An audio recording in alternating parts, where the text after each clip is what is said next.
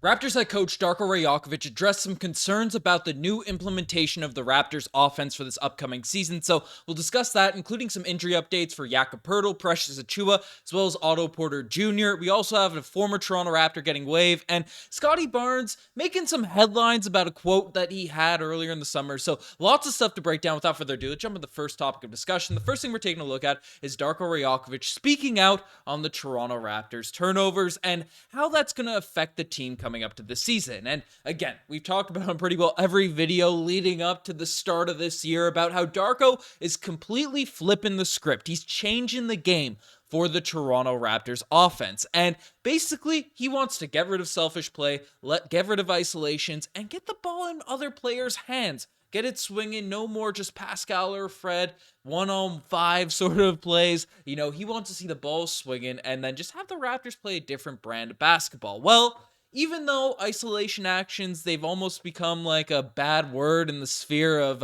NBA diehards, talking about the sort of sets and schemes of the different teams around the NBA. But the one thing about isolation basketball is it does lead to a lack of turnovers, as without the opportunities for deflections and passes and miscommunications and things along those lines, isolation-heavy offenses generally lead to offensive possessions that don't lead to turnovers. Yes, they don't necessarily get the best shots, but that's why you see a lot of teams at the end of games rely on ISO actions because, a turnover in the last 2 minutes of the game is much more impactful because a missed shot is only sort of not points got for your team, whereas a turnover could be a completely 4-point swing on these, crucial possessions in the game. Well, Rajakovic essentially addressed this turnover question mark about the swinging basketball in a recent quote saying that it's a process, it's going to take some time.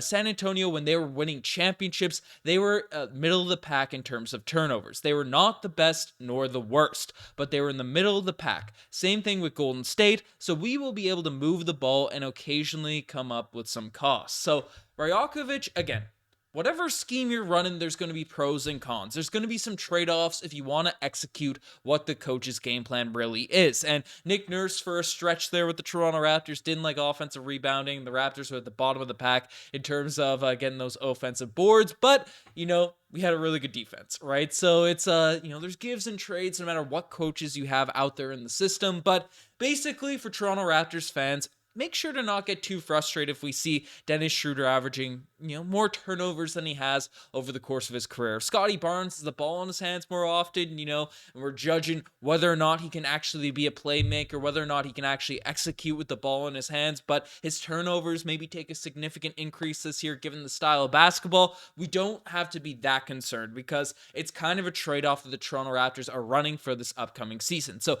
definitely something to keep an eye out for in these preseason games, as well as sort of all the action we're going to be watching at the start of the year, and see if the trade-off ends up making sense for the Raptors offense, which I think a lot of Raptors fans think it makes sense in order to have a more fun sort of brand of basketball to watch and get all the players involved when we do have a lot of talented guys on this roster. But let me know what you guys think about Darko Rajakovic's decision-making there. Next thing we're taking a look at is a Raptors injury update for Precious Achiuwa, Jakob Poeltl, as well as Otto Porter Jr. And again, this time of year, we're always sort of have our eyes peeled about who's going to be playing, especially at the start of the season. We want everyone healthy for the start of the year, and we have some updates in terms of what players are healthy and who are not. Basically, Jakob Poeltl is probably not playing tonight against in their Raptors preseason game against the Australian team due to an illness, so he'll likely be out. Precious Achiuwa is progressing well, but not full contact yet. So basically, if he's not full contact yet, he's still not very close, right? He's been injured for it seems like a week and a half now at this point, so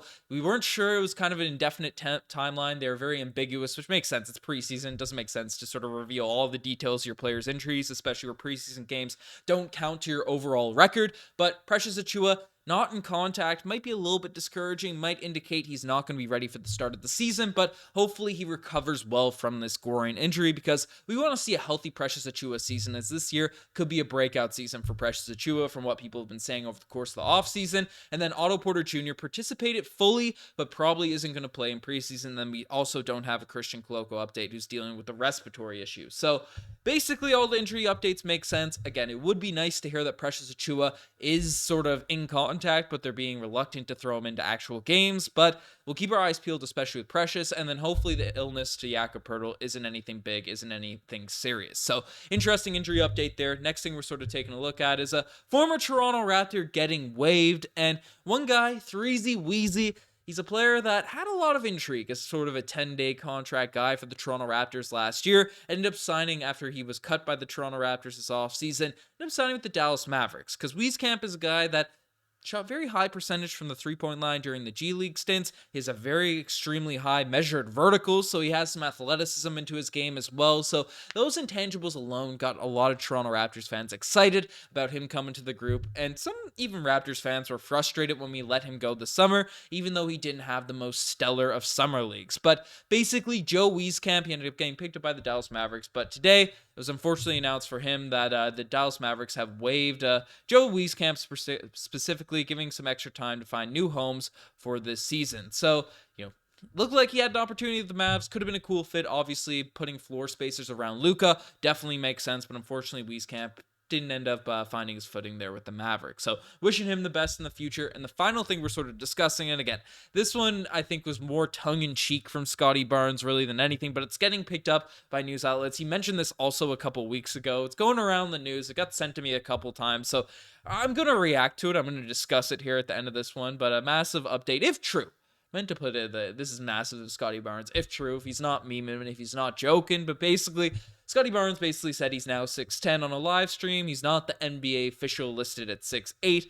Again, the official heights, the official sort of measurements for NBA players, they're always up for speculation. There's always people questioning. I mean, is Fred VanVleet really 6 foot? Is Giannis really 7? Whatever, right? Like the wingspans and those types of stuff. Some people think it's all marketing, but Scottie Barnes is directly saying the NBA is actually underestimating his height.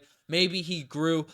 I feel like in every offseason too, especially last year, there were some question marks about Scottie Barnes' height. Nick Nurse, Masai Ujiri always throwing out different numbers for Scottie Barnes. But if it is true that he's grown, and I didn't see anything super visually, I wasn't really looking for it really, to be honest, in the first game of preseason, but didn't see anything visually sort of staggering for Scottie Barnes in terms of a height difference for this year. But we have seen guys like Giannis Antetokounmpo grow 2 inches from their NBA draft, so it's not unheard of for guys to still be growing after they've been drafted, even a couple years into their NBA career. But if it's true that Scottie Barnes is 2 inches taller than he was during his rookie season, again, it might not feel like nothing. What is true? 2 inches that tall, but in the NBA, it's a game of inches, and Scottie Barnes put on some muscle, he's put on some weight, and we've seen him be able to finish over guys that are much bigger than him already in his NBA career, using his shoulder to sort of back his way down, do some post hooks, do some finishes, and now if he has a couple extra inches, right, to get that ball over the top of more of these big centers, more of these players that are sort of,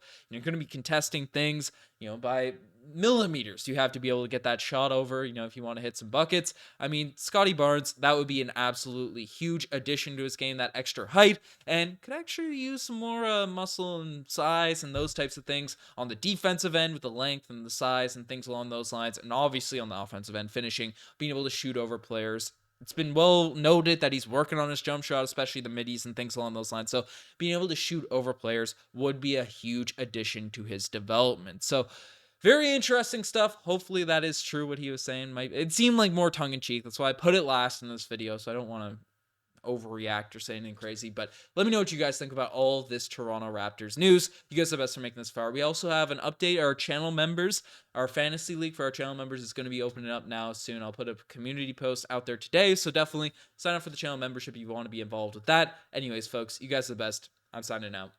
Cheers.